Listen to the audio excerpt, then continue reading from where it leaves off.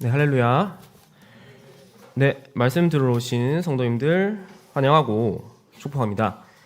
원래 오늘 본문을 좀 간략하게 다루고 5장 마지막 말씀까지 살펴보려고 했으나 이제 말씀을 좀 연구하고 묵상하면서 또 좀 더 자세히 나눠야겠다는 또 충동이 들어서 갑자기 본문을 좀 줄였습니다. 그래서 우리 오늘 읽은 말씀을 조금 더 우리 구체적으로 한번 살펴보겠습니다. 우리 제가 지난번에 이제 드보라 노래 중에 전반부 1절에서 11절까지의 말씀을 나누었습니다. 그 말씀의 줄거리는 대략 이랬습니다.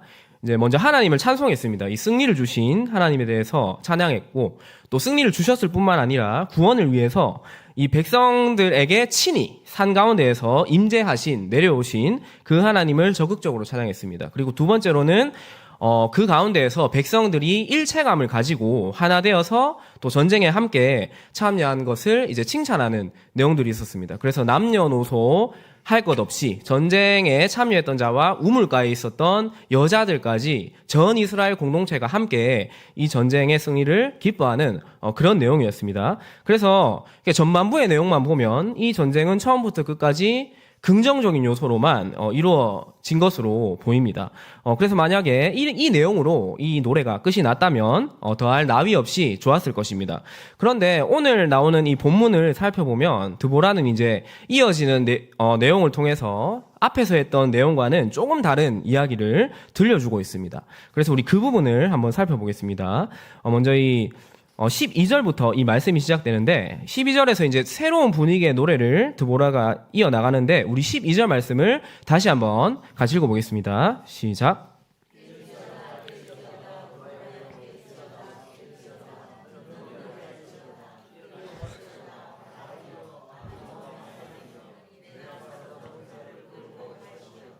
아멘. 네, 그래서 이제 노래를 시작하는데 드보라가 여기서 깰지어다라는 말이 계속 반복되고 있습니다. 이 이름을 두고 앞뒤로 두 번씩이나 계속해서 드보라가 깨어 있어야 된다, 깨어라, 이렇게 반복하는 표현이 나오는데, 이것을 통해서 이제 드보라가 깨어 있음을 강조하고 있는데, 그 이유는 이제 지금부터는 드보라는 이스라엘의 백성들을 그저 칭찬하지만 않고 이제 각 지파별로 그 전쟁에 대한 태도와 또 행위에 따라서 각각 축복과 저주를 이제 선언을 하게 됩니다. 그렇기 때문에 드보라는 이제 어느 때보다 더 분별력을 가지고 또 복과 저주를 그 행위에 따라서 올바로 선언해야 했던 것입니다. 해피엔딩으로 이 전쟁이 끝났음에도 불구하고 드보라는 잘잘못을 또 분명히 가리는 것을 볼 수가 있습니다. 그래서 앞부분의 노래는 어떻게 보면 이 승리를 전체적인 것으로,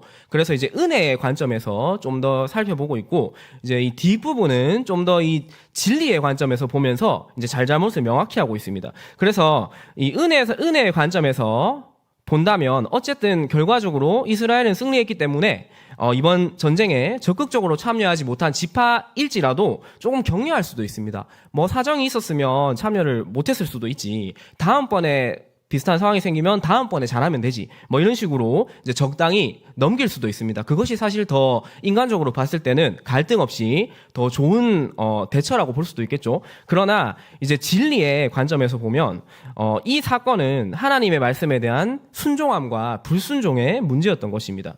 그래서 이 결과를 떠나서 그들의 불순종함을 비난하고 또 바로 잡아주지 않는다면 결국 여기에서 한번 불순종했던 지파들은 이것이 반복되고 또 최후의 심판의 날에 가라지와 같은 존재가 될 수도 있는 것입니다. 그렇기 때문에 드보라는 그저 승리에 이 결과에 만족하지 않고 또 저주를 선언하면서까지 이제 순종하지 않은 지파들에게 경각심을 일깨워 주려는 것입니다. 물론 저주를 선포하는 것은 그들이 어떤 망하고 뭐 그런 잘못되기를 바라는 이제 것은 아니고, 또 이 저주를 통해서 그들이 깨닫고 하나님께 돌아오기를 바라는 마음에서 했을 것입니다. 그래서 이제 여기에서 이제 이 드보라는 지금 은혜와 진리라는 이 두 가지 요소를 같이 노래에서 이제 말하고 있는 것을 볼 수가 있습니다. 그래서 드보라의 노래를 통해서 우리는 이 은혜와 진리의 조화를 살펴볼 수 있고, 또 사실 이러한 은혜와 진리의 충만함은 다른 어떤 사건이 아니라 우리 주님이 이 땅에 오셨을 때 또 절정으로 이루어진 것인데요. 이제 이에 관한 말씀이 요한복음 11장 14절에 있습니다. 우리 이 말씀을 같이 한번 읽어보겠습니다. 네, 제가 준비가 안 됐으면 제가 읽어드리겠습니다. 1장 14절, 말씀이 육신이 되어 우리 가운데 거하심에 우리가 그의 영광을 보니 아버지의 독생자의 영광이요 은혜와 진리가 충만하더라. 아멘. 이렇게 되어 있습니다. 그래서 이 예수님이야말로 그분이 오셨을 때 은혜와 진리라는 이 두 요소가 치우쳐져 있지 않고 충만한 것이었다고 이제 요한은 말하고 있었습니다. 그래서 실제로 예수님은 본인이 이 땅에서 사역하실 때 완악한 종교 지도자들에 대해서는 진리로 또 혹독하게 책망하셨고, 한편으로 또 세리와 죄인들에게는 한없는 은혜를 베푸시기도 하셨습니다. 그래서 이러한 점들은 오늘날 우리 교회도 따라야 될 교훈일 것입니다. 교회는 때로는 이 은혜만을 지나치게 강조합니다. 그래서 명백한 잘못이나 죄에 대해서도 은혜를 강조하면서 쉽게 넘어가 버립니다. 그렇게 할 경우에 결과적으로 죄에 대해서 무감각해지고 또한 영적인 성장도 일어날 수 없게 됩니다. 그리고 한편으로는 교회는 때로는 진리만을 지나치게 강조할 수도 있습니다. 이 형제 자매의 어떤 허물과 또 연약함을 어떠한 상황이나 형편을 전혀 고려하지 않고 그저 행위의 결과만을 가지고 비난할 수도 있습니다. 그렇게 될 경우에 교회는 율법주의와 또 정죄함이라는 것에 빠지게 될 것입니다. 따라서 교회는 한편으로 지체의 연약함을 용납할 수 있는 은혜와 다른 한편으로는 죄를 바르게 훈계할 수 있는 진리가 함께 또 서야 될 것입니다. 특히 교회 공동체에서 영적 지도자는 더욱더 이러한 덕목을 가지고 교회를 섬겨야 될 것입니다. 지도자였던 드보라가 계속 자신에게 깰지어다 라고 하면서 자신을 독려했듯이 또 우리도 모든 사람들이 특별히 이 지도자들이 자신이 먼저 또 날마다 깨어 있어야 되는 것입니다. 우리 교회 모든 성도님들도 이와 같이 주님 안에서 항상 영적으로 깨어 있는 성도님 되시길 축복합니다. 네, 그래서 이제 드보라가 자신에 대해서 먼저 이 깨우침에 대해서 말하고 나서 이제 이어서 본격적으로 이제 이 전쟁의 결과와 또 그 참여한 지파에 대해서 칭찬과 저주를 선언합니다. 먼저는 그 전쟁에 참여했던 한 지파를 이제 칭찬하는 장면들이 나오는데 12절의 후반부에 보면 가장 먼저 이 바락을 이제 드보라가 칭찬을 하고 있습니다.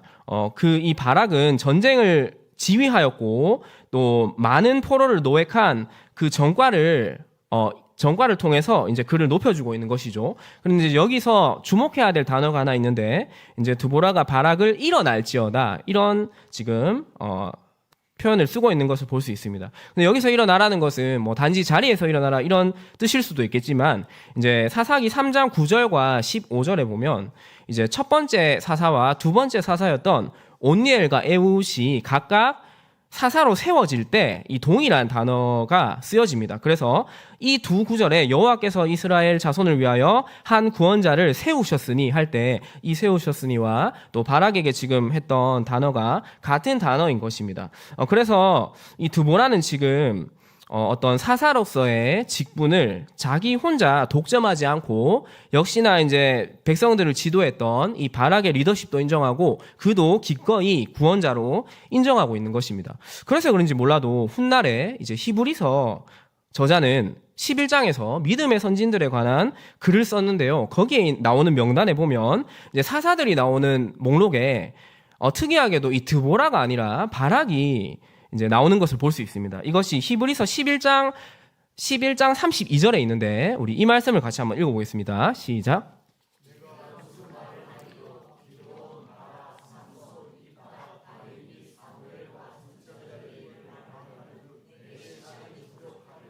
네, 아멘. 네, 그래서 여기에서 이제 뭐 기드온, 삼손, 입다 이런 유명한 이제 그 사사와 함께 바락이 보통 이제 일반적으로 생각할 때 드보라가 있어야 될 것 같은데 바락이 이 명단에 있습니다. 그래서 저는 이 말씀을 보면서 항상 좀 의문이 있었습니다. 아니 드보라가 성경에서는 분명히 사사로 세워졌다고 나오는데 왜 여기서는 바락의 이름이 등장할까? 그게 의문이 있었는데 근데 이제 이 말씀을 살펴보면서 또 이제 드보라가 역시나 이 바락을 사사로서 함께 이제 세워줬고, 또 그것을 히브리서 기자는 또 여기에 기념하여서 이름을 포함하지 않았나, 그런 생각을 해보았습니다. 그래서 또 하나의 이 리더의 덕목은 이제 어떤 하나님께서 주시는 뭐 복스러운 것들, 영광스러운 것들을 자신이 혼자 독점하는 것이 아니라 그것을 위해서 함께 헌신하고 또 희생한 나의 동력자들, 나의 지체와 그 복을 함께 나누는 것일 것입니다. 그래서 이 바락은 비록 처음에는 이 순종하는 과정에서 주저함과 망설임이 있었습니다. 그로 인해서 큰 영광을 놓치기도 하였고, 수치를 또 당하기도 하였지만, 그럼에도 불구하고 이 드보라는 결국에는 바락이 순종하여서 이룬 성과를 폄하하지 않고 또 정당하게 칭찬하는 것을 볼 수가 있습니다. 그래서 우리도 이렇게 또 마음이 좀 더 넉넉하여서 우리의 또 지체들과 함께 나아가고 또 하나님이 주시는 복을 누릴 수 있는 성도님들 되시길 축복합니다. 네, 14절부터는 이제 이어서 지파별로 또 드보라가 이제 그 참여한 자들에 대해서 이제 복의 말씀을 하고 있습니다. 그래서 우리 14절 말씀을 먼저 같이 한번 읽어보겠습니다. 시작.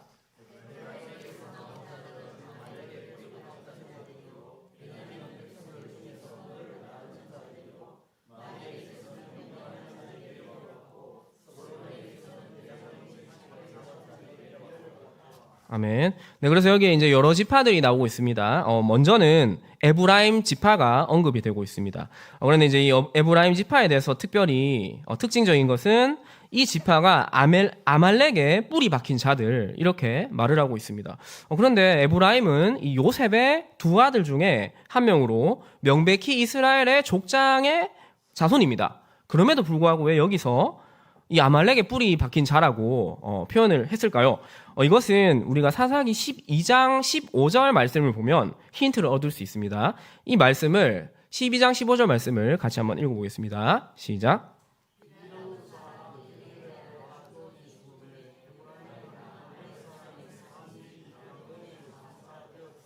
아멘.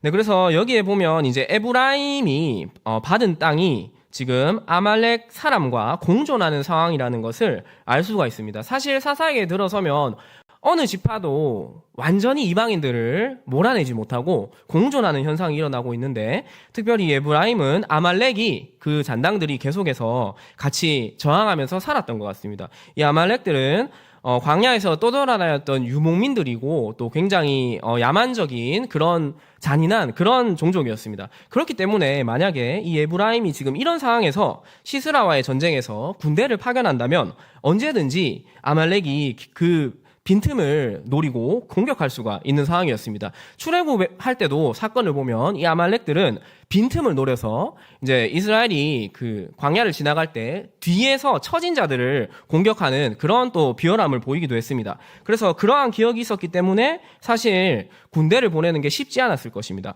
그러나 이 에브라임들은 자신들의 이해관계보다는 이스라엘 공동체를 먼저 생각하였기 때문에 또 기꺼이 이 전쟁에 참여하는 것을 볼 수가 있습니다. 그렇기 때문에 드보라는 이들을 가장 먼저 칭찬하였던 것입니다. 그리고 이제 두 번째로는 베냐민 백성에 대해서 칭찬을 하고 있습니다. 이제 이 베냐민 백성은 제가 예전에 한번 설명을 해드렸는데 20장과 21장의 내용에 보면 이들은 이스라엘의 내전으로 인해서 이제 11지파와 싸우는 과정에서 거의 멸절하다시피 한 지파였습니다. 그리고 이제 그 과정에서 물론 이제 마지막에 잘 해결이 됐긴 했지만 또 다른 지파에 대해서 여전히 앙금이 남아있을 수 있는 그런 상황이었습니다. 그래서 이제 숫자도 많지 않았던 것이죠. 그런데 이제 그럼에도 불구하고 이들도 이 백성들 가운데에서 또 전쟁에 참여하였기 때문에 또 드보라는 그 많고 적음이나 강하고 약함에 상관없이 베냐민도 칭찬하고 있는 것을 볼 수가 있습니다. 그리고 이제 세 번째로는 마길이라는 이름이 나옵니다. 이 마길은 이제 므낫세 지파의 장남인데요. 이 사람은 이제 므낫세 지파의 지도자격인 사람이었습니다. 그래서 땅을 차지하는 데에도 굉장히 독자적으로 또 많은 역할들을 한 인물인데요. 여기에서 이제 마길이라고 표현되는 므낫세 지파는 이제 명령하는 자들을 또 보냈다라고 되어 있습니다. 이 마길이라는 사람 자체가 굉장히 그 지도자였고 뛰어난 리더십을 가지고 있었던 사람이었고, 그리고 이제 명령하는 자들을 보냈다고 하는 것을 통해서 그 지파에서도 가장 중요한 지도자들을 전쟁에 보낸 것을 볼 수가 있습니다. 그러니까 뭐 전쟁에 차출해도 별로 우리 전력에 영향이 가지 않는 그런 약한 사람들을 보낸 게 아니라 또 자신들이 보낼 수 있는 사람들 중에 가장 중요한 사람들을 보내면서 또 역시나 이 전쟁에 전심으로 참여하는 것을 이제 볼 수 있는 것이죠. 그리고 이제 네 번째로는 스불론 지파가 나오고 있습니다. 이 스불론 지파는 말씀에서 대장군의 지팡이를 잡은 자들 이렇게 표현이 되고 있습니다. 근데 여기서 이제 이 대장군이라는 단어는 이제 원어로 보면 숫자를 세는 자 혹은 기록하는 자라는 이제 뜻을 가지고 있습니다. 그러니까 이제 전쟁에서 뭔가 숫자를 세리고 또 기록을 한다는 것은 오늘날로 치면 일선에서 전쟁을 하는 사람이 아니라 이제 전쟁이 일어날 때 여러 가지 어떤 상황들을 체크하고 또 물품들을 책임지는 뭐 보급병이나 행정병 이런 사람들을 의미할 수가 있겠죠. 그래서 이 사람들은 이제 전쟁에서 물론 전방에서 싸우는 것도 굉장히 중요하지만 이 전쟁이 또 길어지면 길어질수록 이제 후방에서 뒷받쳐주는 그런 역할도 중요한데 이제 이사갈은 스불론은 또 이러한 자신들이 할 수 있는 역할 가운데에서 이제 최선을 다해서 또 전쟁에 참여하는 것을 볼 수가 있습니다. 그리고 이제 15절에 가면 또 다음으로 이사갈 지파와 르우벤 지파가 나오고 있는데 우리 15절 말씀도 같이 한번 읽어보겠습니다. 시작.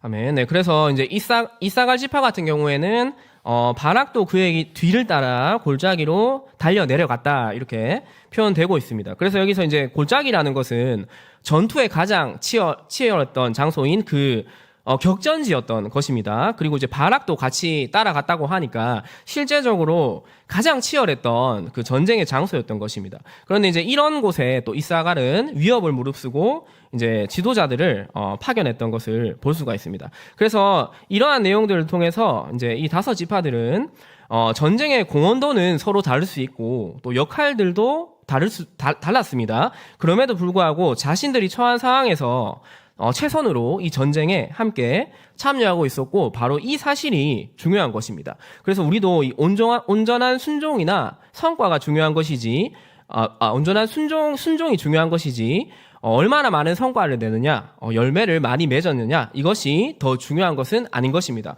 그래서 우리도 각자가 할 수 있는 영역에서 또 최선으로 하나님을 섬기는 것이 중요할 것입니다. 다음으로 이제 이어서는 전쟁에 참여하지 않은 지파들에 대해서 또 드보라가 그에 대해서도 가감없이 또 비난을 하는 모습을 볼 수 있는데 우리가 읽었던 이 15절 후반부에 보면 먼저 비난하는 대상으로 르우벤 지파가 언급이 되고 있습니다. 이 말씀을 보면 르우벤 지파가 이제 시내가에서 큰 결심이 있었다라고 하면서 이제 앞뒤로 이 말씀이 나오고 있습니다. 그래서 언뜻 보면 이제 시내가에 있었다는 것은 이 르우벤 지파는 요단강 동편에 땅을 받았던 지파였고 이제 그 전쟁이 일어난 서쪽 가나안 땅 이제 경계인 그 강에 와서 마치 큰 결심을 해서 우리도 함께 참여하겠다 이렇게 선언하는 것처럼 보일 수도 있습니다. 그런데 사실 이 원어로 이 큰 결심이라는 말을 보면 마음의 살핌이라는 뜻입니다. 그러니까 르우벤 지파는 여기서 이제 한글로 번역된 것처럼 확실히 뭔가를 결단한 것이 아니라 지금 마음에 끊임없이 고민과 갈등을 했던 것입니다. 그런데 결국은 고민만 할 뿐 끝내 전쟁에 참여하지 않았음을 이제 드보라는 여기서 지적을 하고 있습니다. 그래서 이제 그것의 근거가 무엇인가 하면 말씀에 이제 양의 우리 가운데에 앉아서 목자의 피리를 부는 소리를 들었다라고 말을 하고 있습니다. 이것은 전쟁에 지금 참여하는 것과는 전혀 다른 이미지죠. 들판에서 한가롭게 양을 키우고 있는 그런 지금 장면으로 이제 묘사가 되고 있습니다. 이 르우벤 지파 자체는 그들이 받은 땅은 목축을 하기 굉장히 좋은 땅이었습니다. 그래서 이들은 계속해서 이 마음에 갈등을 한 것은 바로 지금 나오는 이 목축업, 결국 자신들의 이 먹고 사는 양을 치는 일이 계속해서 걸렸기 때문에 이제 전쟁에 나갈지 아니면 양을 계속 칠지 고민을 했던 것입니다. 그러다가 결국 이들은 자신들의 손해를 걱정해서 양을 치는 일을 선택한 것입니다. 그래서 이렇게 결국은 그 양의 우리 가운데에서 이제 한가롭게 앉아서 필이나 부는 이러한 상황에 이제 있었던 것이죠. 그래서 이제 루벤이 또 이러한 선택을 했던 것은 저는 또 신명기 33장 6절을 보면 또 하나의 힌트를 찾을 수 있을 것 같은데요. 우리 이 말씀도 같이 한번 읽어보겠습니다. 시작.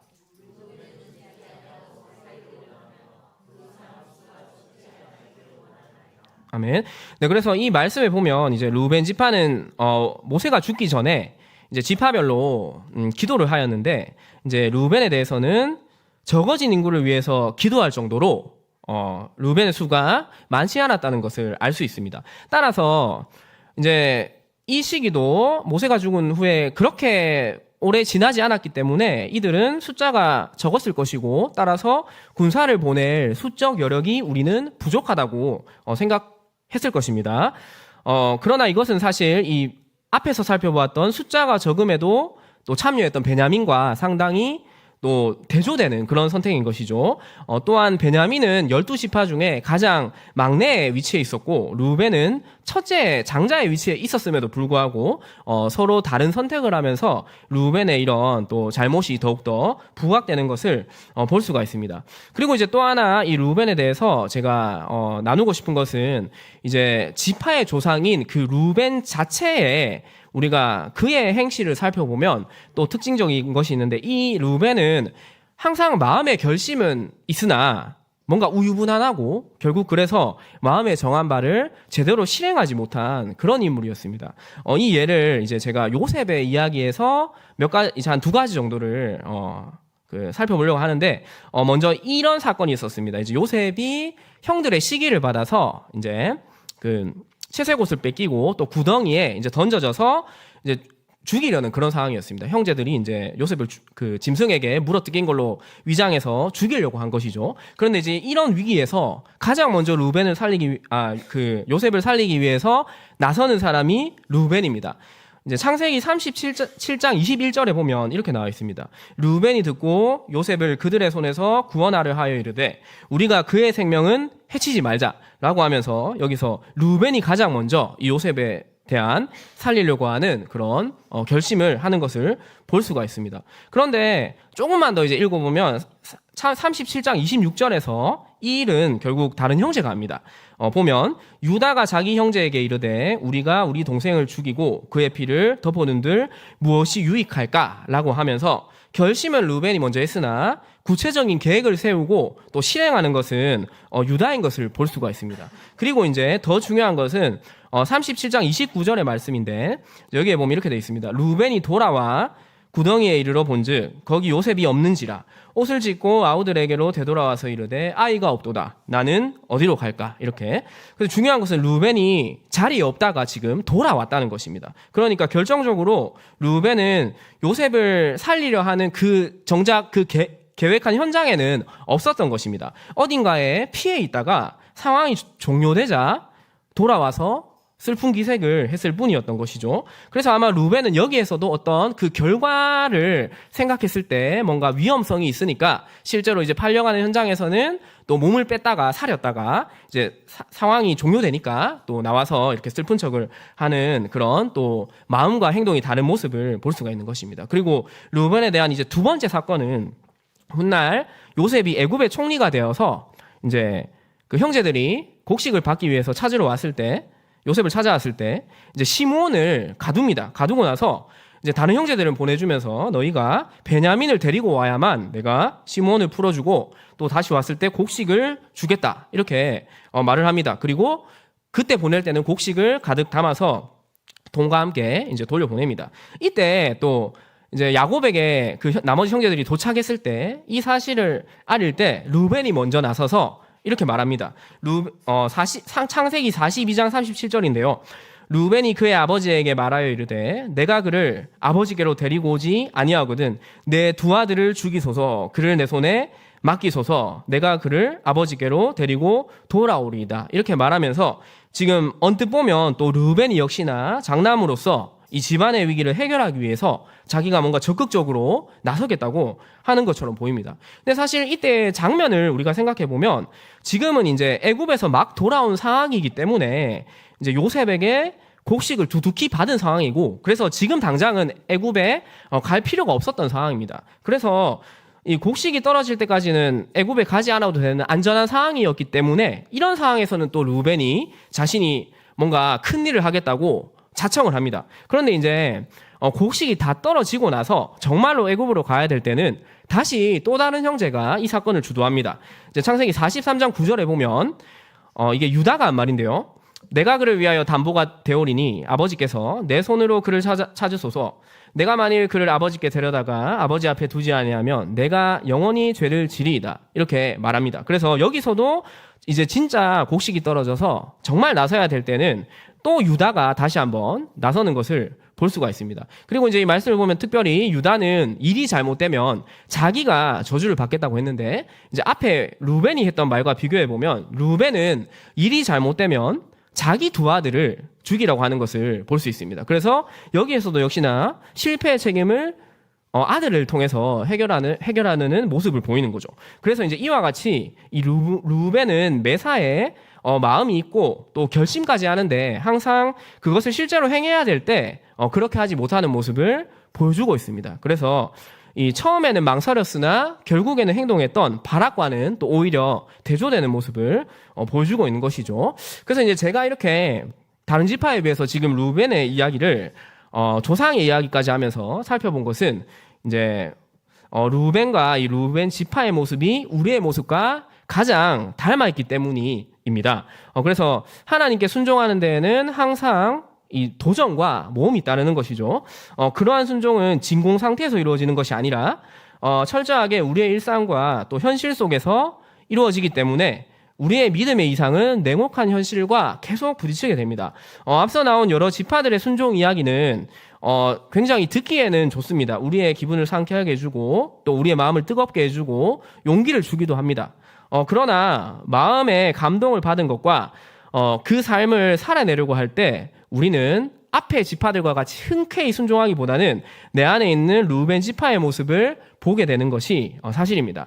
말씀대로 또 믿음대로만 살고 싶은데 세상은 그러한 우리를 가만히 두지 않습니다. 하지 않아도 될 희생, 보지 않아도 될 손해를 보게 되기도 하는 것이죠. 이러한 현실에서 그렇다면 우리는 어떻게 이 르우벤과 같이 흔들리지 않고 하나님께 순종할 수 있을까요? 먼저 한 두 가지 정도를 생각해 봤습니다. 첫 번째로는 우리가 종말론적인 신앙을 회복해야 된다는 것입니다. 당장 눈앞에 보이는 우리의 삶이 정말 중요한 것 같고 또 심지어 전부인 것 같이 생각이 될 때도 있습니다.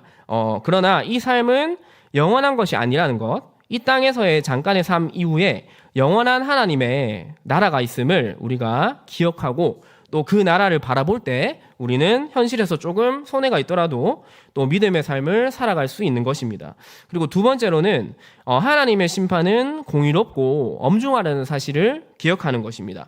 우리가 그저 신앙 공동체 안에 머물러 있다는 이유만으로 우리의 영혼이 안전하다고 생각해서는 안 되는 것입니다.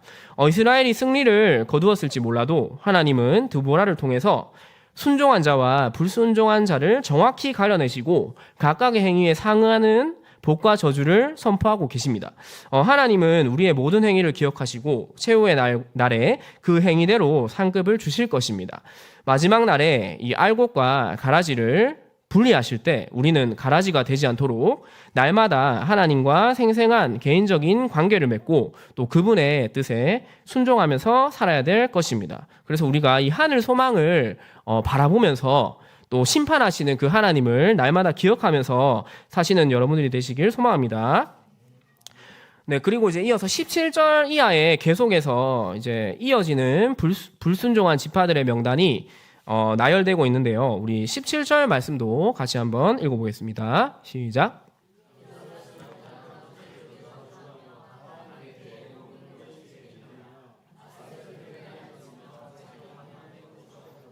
아멘.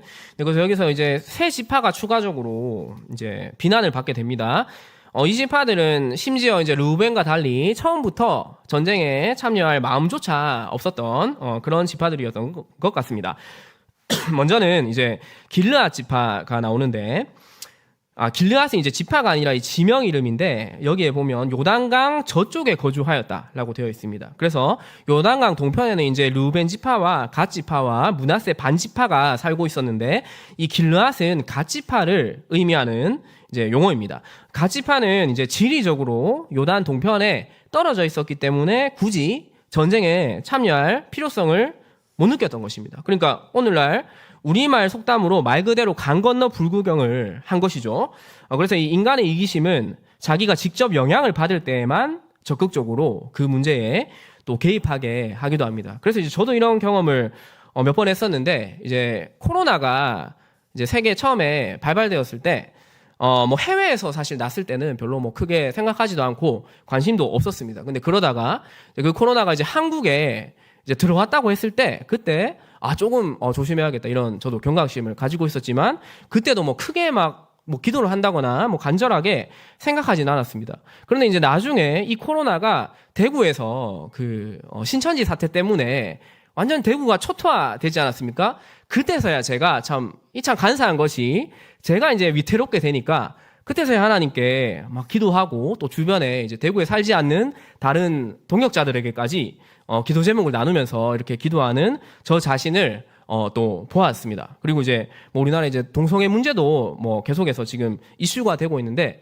이것도 이제 마찬가지입니다. 뭐 처음에 선진국이라든지 다른 나라에서 합법화되었다고 했을 때는 뭐 그 나라 약간 사정이지 뭐 이렇게 조금 가볍게 생각을 했었는데, 이제 이것이 이 나라에 계속 이제 법을 자꾸 그 법제화해서 그 합헌화를 만들려고 한다는 그 소문을 듣고, 또 특별히 대구에서 참 이 보수의 땅이라고 하는 대구에서 이 퀴어 축제가 10여 년 연속으로 계속 벌어지고 있었거든요. 그래서 저도 이제 그 퀴어 축제에 가서 반대 시위를 하고 기도회를 하고 이러한 행동을 할 때, 그제서야 저도 이제 내가 왜 진작 기도하지 않았을까? 왜 진작 하나님께 이것을 정말 요청하지 않았을까? 이런 또 마음이 들었습니다. 그래서 우리는 누구나 뭔가 나와 좀 관계가 없다고 생각하면 그것이 뭐 심각한 악이라고 할지라도 크게 관심이 없는 그런 모습을 보일 때가 있는 것이죠. 그래서 길르앗도 마찬가지로 자신들이 있는 지역과는 상관없는 전쟁이라고 생각했기 때문에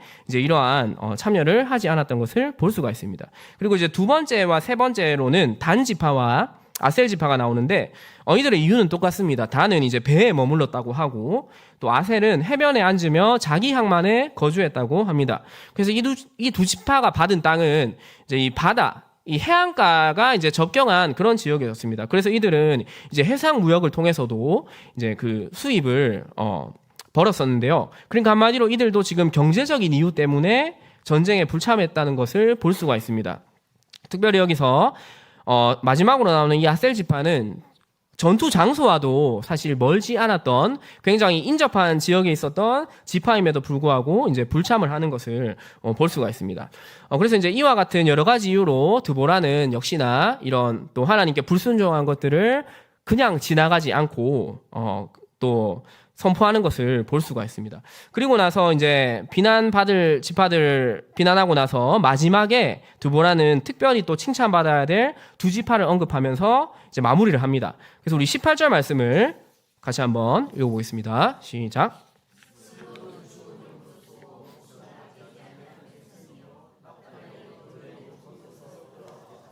네, 그래서 여기에서 마지막으로 스불론과 이 납달리 지파가 나옵니다. 스불론은 죽음을 무릅쓰고 목숨을 아끼지 아니한 백성, 이렇게 나오고 있고, 또 납달리도 들의 높은 곳에서 똑같이 그렇게 목숨을 아끼지 않았다라고 말하고 있습니다. 이제 이 두 지파는 사사기 4장 10절 말씀을 보면 이제 이렇게 나옵니다. 바락이 스불론과 납달리를 게데스로 부르니 10,000명이 그를 따라 올라가고 드보라도 그와 함께 올라가니라 라고 되어 있습니다. 그래서 이제 1만 명의 군사로 참여하였고, 또 바락과 함께 최전방에서 지금 전투가 일어나고 있는 그 죽음의 현장에서 목숨을 걸고 싸웠던 것입니다. 특별히 여기서 납달리 지파는 바락이 속한 지파였기 때문에 아마 더 적극적으로 싸웠을 것입니다.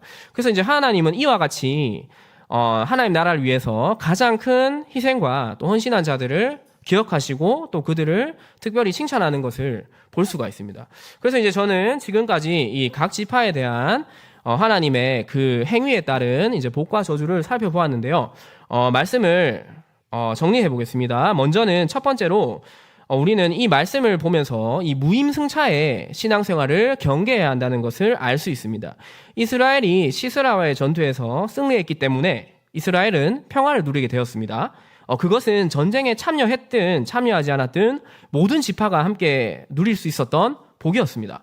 오늘날도 하나님께 대한 별다른 헌신이나 믿음 없이 그저 교회 공동체에 소속됐다는 이유로 함께 누릴 수 있는 복들이 있는 것도 사실입니다. 그러나 그러한 복들은 제한적이고 일시적인 것이기 때문에 우리가 우리의 영원한 것을 생각할 때 여기에서 머물러 있어서는 안 된다는 것입니다. 그리고 두 번째로는 궁극적으로 하나님은 알곡과 가라지를 가려내신다는 것입니다.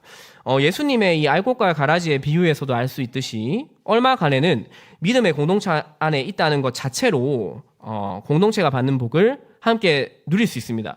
그러나 주님은 종말의 때에 우리의 행위대로 상과 벌을 명확하게 하실 것입니다. 예수님이 주는 유익들에 그저 열광하는 무리가 아니라 예수님께 나 자신을 내어드리는 제자의 삶을 사시기 바랍니다. 그리고 끝으로 이 전쟁을 보면서 우리에게 주어진 은사대로 또 섬기는 것이 중요합니다. 하나님이 전쟁을 지휘한 바락이나 최전선에서 전투에 참여한 스불론과 납달리 지파를 특별히 칭찬한 것은 사실이지만 그렇다고 해서 전쟁을 할 때 모든 사람이 다 최전선에 나간다고 되는 것이 아니고 또 그렇게 해서도 안 되는 것입니다. 하나님은 시스라와의 전쟁에서 어떤 지파는 전투의 최전선에 보내셨고 어떤 지파는 후방에 보급을 담당하게 하셨습니다. 므낫세 같은 지파는 지휘관으로 또 삼으셨고 베냐민 같은 지파는 소수의 일반 병사로 삼으셨습니다. 때로는 어떤 일을 할 때 하나님은 특정한 사람을 사용하지 않을 수도 있습니다. 오늘 본문에서 유다와 시몬 지파에 대한 언급은 칭찬으로든 비난으로든 없었는데요.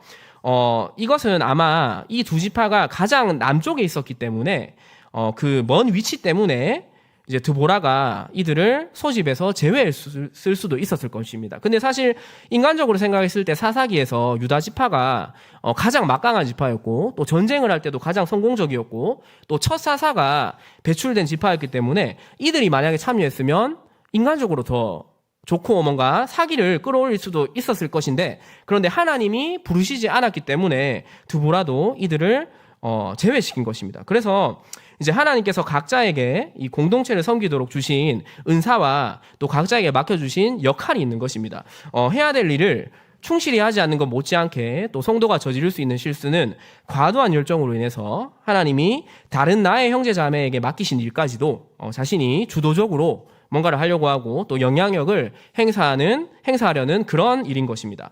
그래서 우리는 각기 은사에 맞게 중요한 것은 마음과 뜻과 힘을 다해서 섬기는 것, 그리고 나에게 허락하지 않은 일에는 멈춰 설 수 있는 것이 하나님을 향한 최선의 섬김일 것입니다. 하나님이 부르신 대로 최선을 다해서 순종함으로 드보라가 부르는 이 노래의 축복의 목록에 우리의 이름도 추가될 수 있기를 소망합니다.